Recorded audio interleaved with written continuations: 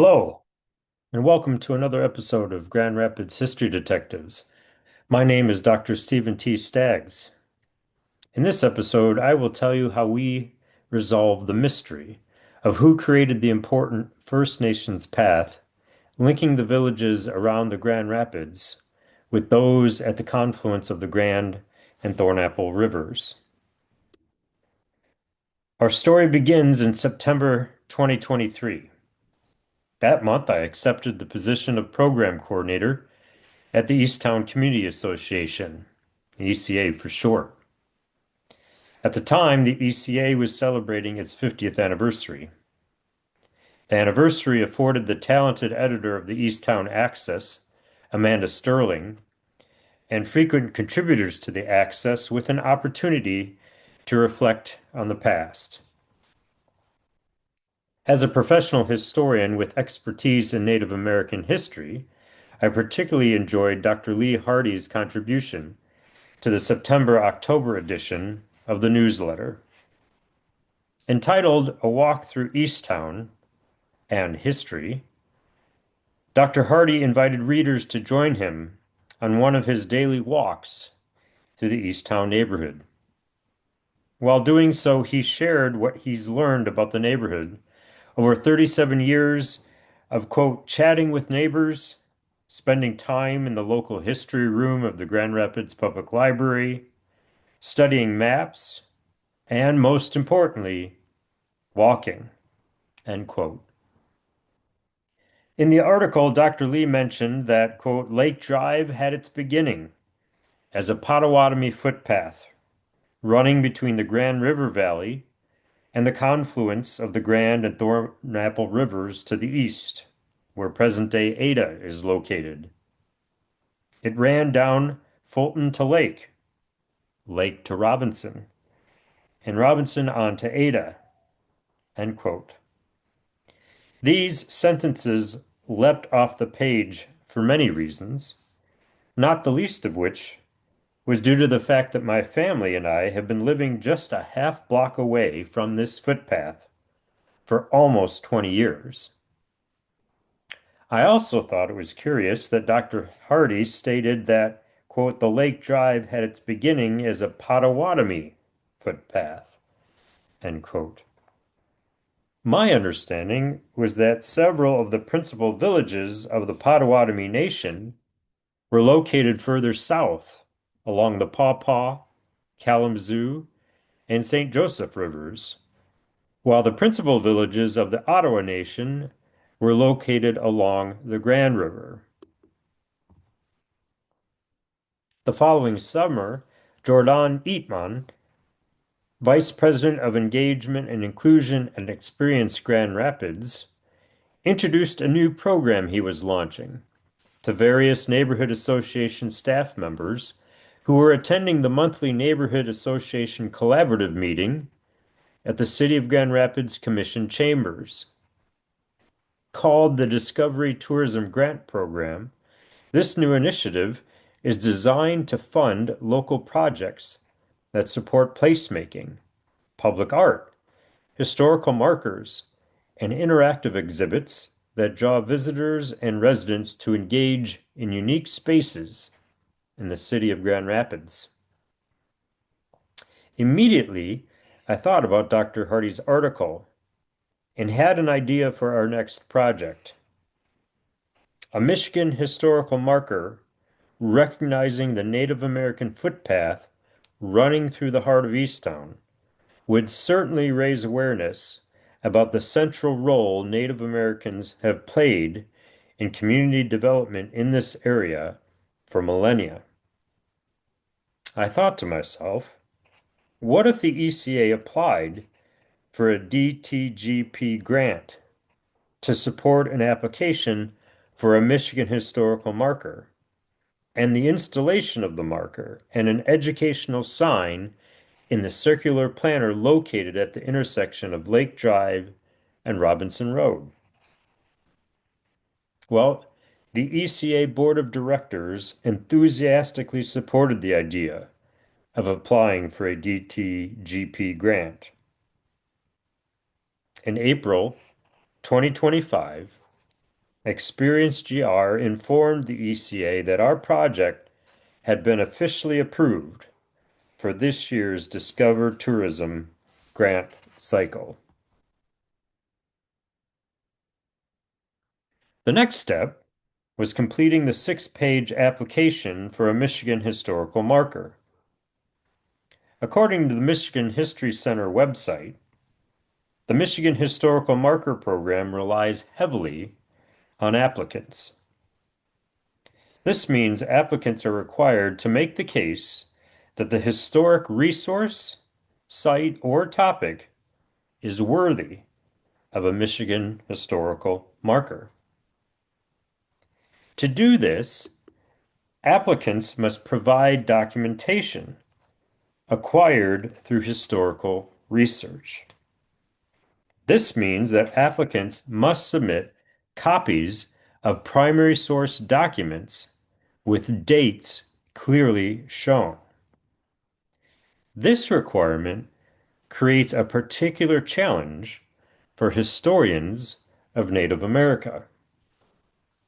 The lack of widespread pre-contact writing systems, the destruction of existing Native American records by European colonizers, the enormous loss of life due to the outbreak of new diseases among First Peoples who had no prior exposure or immunity, and the historic focus on European perspectives makes it difficult to meet the documentation requirements of the Michigan History Center.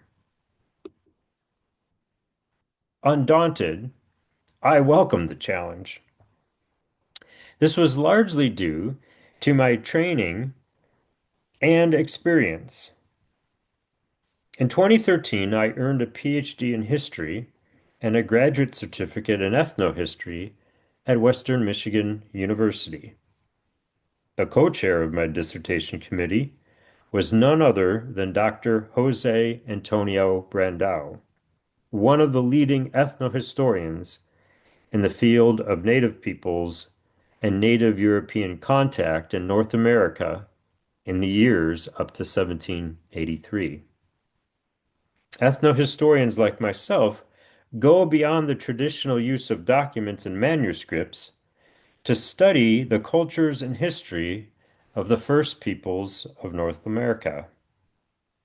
This means we use source materials such as artifacts, maps, oral tradition, paintings, and place names. And when we read European documents to learn about Native American realities and experiences, we use critical reading methods to read against the grain of these primary sources.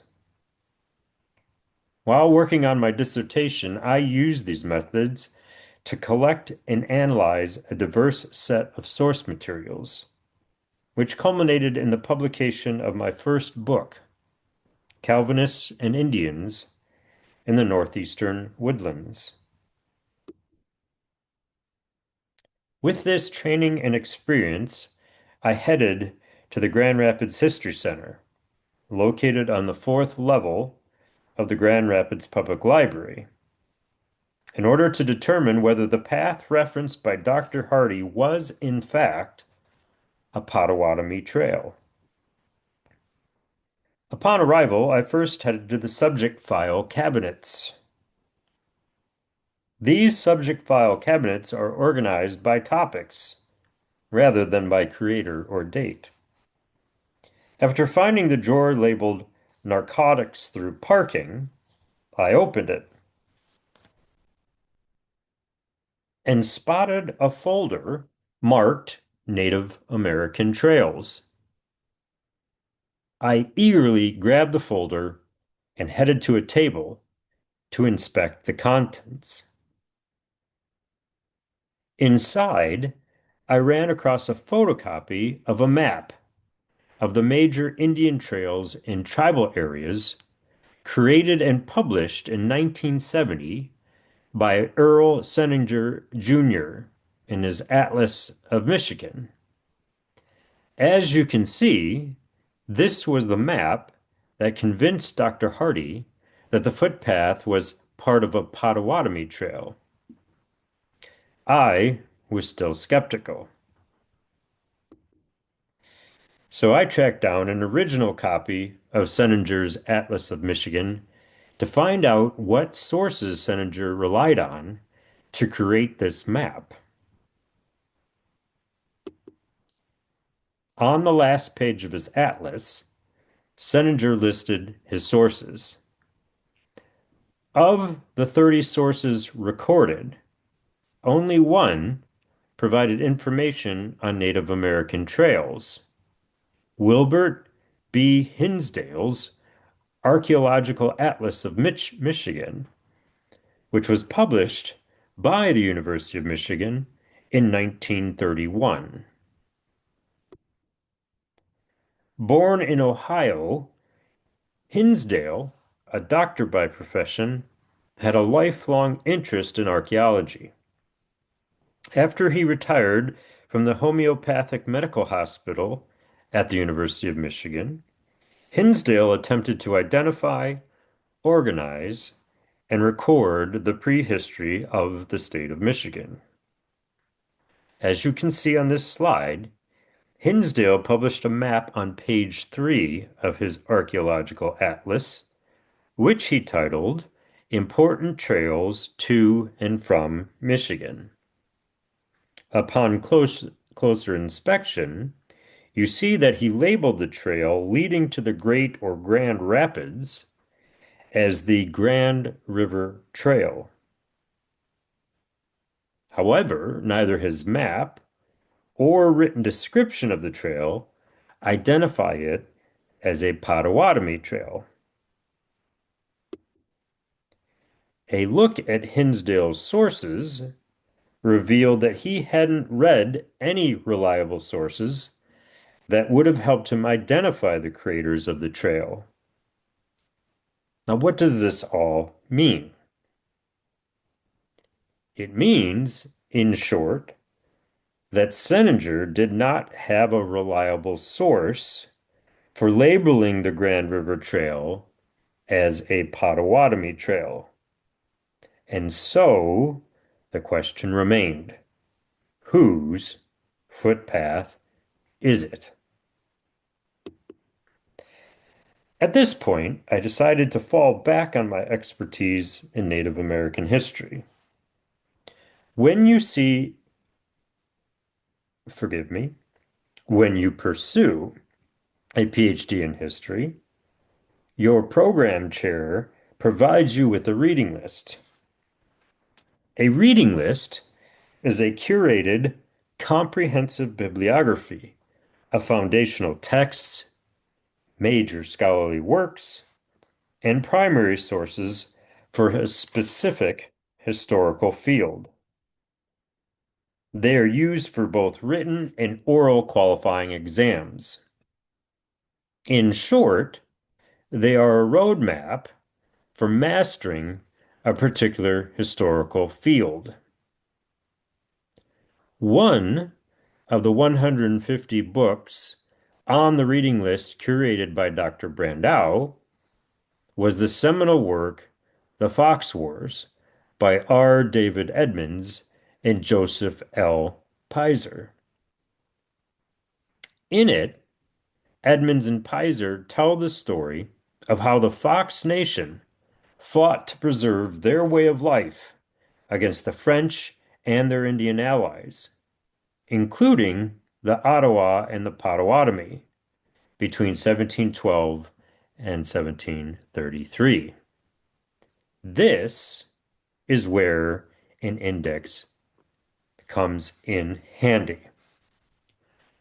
There on page 279, Edmonds and Pizer list the page numbers where they discuss the actions of the Ottawa Indians between 1712 and 1733. After rereading those pages, I found this passage on page 65. Saguima, the war chief of the Ottawas, did not take the Fox taunts charitably. Although he spent his summers in the Ottawa village at Fort Detroit during the winter of 1711 to 1712, he had encamped with his kinsmen along the Grand River. End quote. Immediately, I wanted to know where Edmonds and Pizer found this information, and so I hurriedly flipped to their footnotes. And there, on page 235, they cited their primary sources, which were written in French. It turns out that the original source locating Ottawa villages along the Grand River is housed in the National Overseas Archives in Aix-en-Provence, France. On June 12, 1712, Father Joseph Marest, a Jesuit missionary stationed at Fort Michilimackinac, wrote a letter to the governor of New France, Philippe de Rigaud, Marquis de Vaudron. In it, Father Marest informed the governor that, quote, the Ottawas of the Grand River, with the Potawatomis of the St. Joseph River, had made a great attack on the Mascoutins. End quote. Here was documentary evidence that the Ottawas were already living along the Grand River by 1712. The next step was to track down documentary evidence that the footpath was, in fact, an Ottawa trail. To do this, I went to my personal library once again and took down the Atlas of Great Lakes Indian History, which was edited and published by Dr. Helen Hornbeck Tanner in 1987. An advocate of Native American rights, Dr. Tanner earned her PhD in history from the University of Michigan in 1961. As you can see, Dr. Tanner's atlas includes a map and description of Indian villages in Upper Canada and Michigan Territory circa 1830. Once again, I wanted to know what primary sources Dr. Tanner relied on for map 24 and her accompanying description, so I turned to her principal sources and bibliography. After underlining the principal sources that might have been the original source for her map and description, I then scoured her bibliography. When I did that, I came across John Farmer's stunning map of the territories of Michigan and Wisconsin. A teacher at the Lancasterian School in Detroit, Farmer supplemented his income by copying surveyors' township maps and selling them to Euro-Americans interested in settling in the newly established territories. Then, in 1830, Farmer created this large format map with so much detail that the engraving had to be outsourced to Albany, New York. As you can see from this particular section of the map, Farmer used small triangles to represent the villages of the Grand River bands of Ottawa Indians, including those at Bawating, the Rapids, and those at the confluence of the Grand and Thornapple rivers. It was between these villages that the footpath runs. However, as you can see, Farmer did not include the footpath on his map. And so I turned to Robert Peters IV, the library assistant who was working at the Grand Rapids Center information desk while I was conducting research. Following a consultation in which I shared what I was looking for, Peters conducted a search on the Bureau of Land Management, BLM for short, General Land Office, GLO for short, Records Automation website. This website provides live access to more than 5 million federal land title records issued since 1788, including survey plats and field notes. A survey plat is the graphic drawing of the boundaries involved with a particular survey project. Field notes contain the detailed descriptions of the entire survey process, including the physical evidence evaluated during the survey process. In the end, Peters found the smoking gun on the BLM GLO Records Automation website. John Mullett's 1831 survey of Township Number 7 North, Range 10 West. There, in faint pencil, was the Grand River Bands of Ottawa Indians Footpath. This detailed view of Mullett's survey shows the Grand River Band's village at the confluence of the Grand and Thornapple rivers and the footpath heading east towards their villages at Bowatang. It also shows Rix Robinson's trading house, northeast of the Grand River Band's village. In addition, Mullett indicates in his field notes that this pencil line is in fact an Indian path.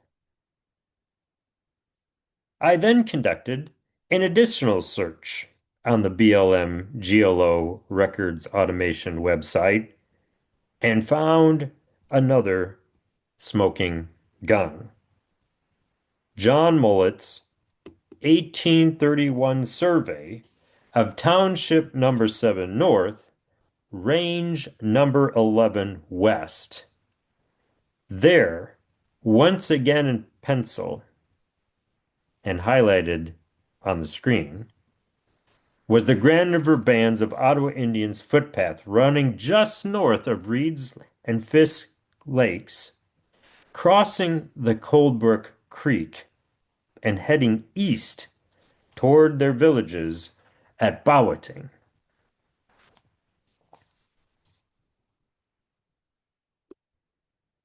During the process of resolving the mystery of whether the aforementioned path was either a Potawatomi or Ottawa Trail, I came across another mystery. While searching the other Native American folders in the same subject file cabinet, I came across a newspaper clipping from the Grand Rapids Press. It turns out the clipping came from the Thursday edition of the Press that was published on October 15, 1931.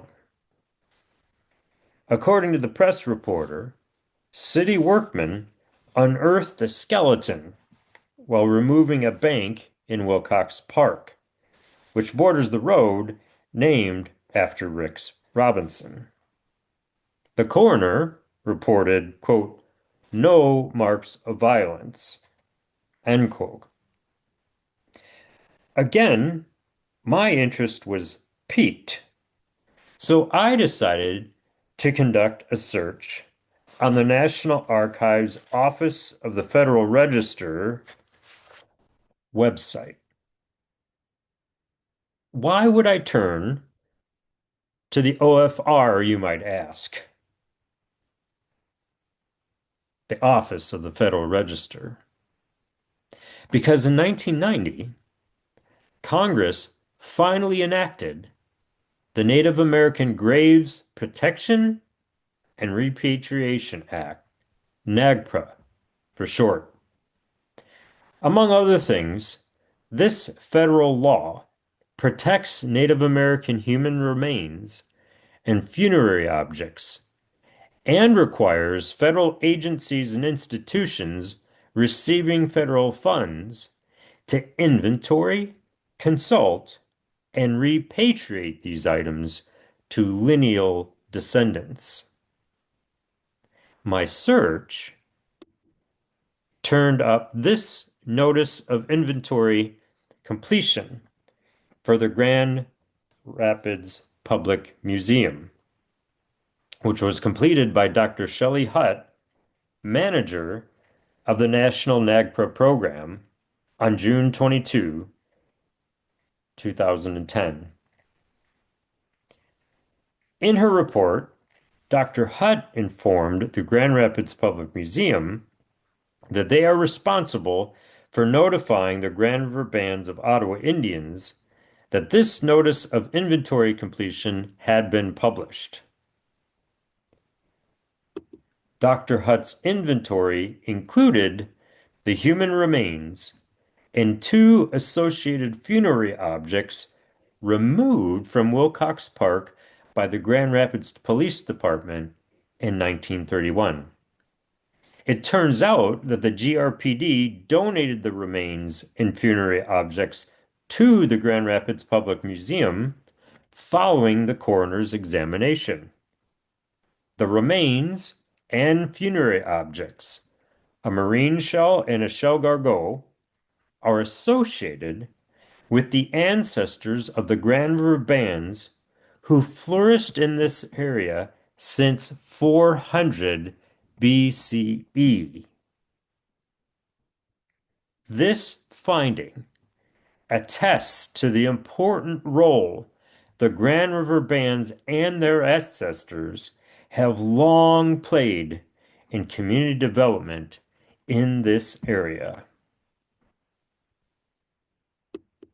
Of course, none of this history was a mystery to Ron Yob, chairman of the Grand River Band of Ottawa Indians, who served on our Discover Tourism Grant Program project team and, as you can see, unveiled the sign commemorating their footpath.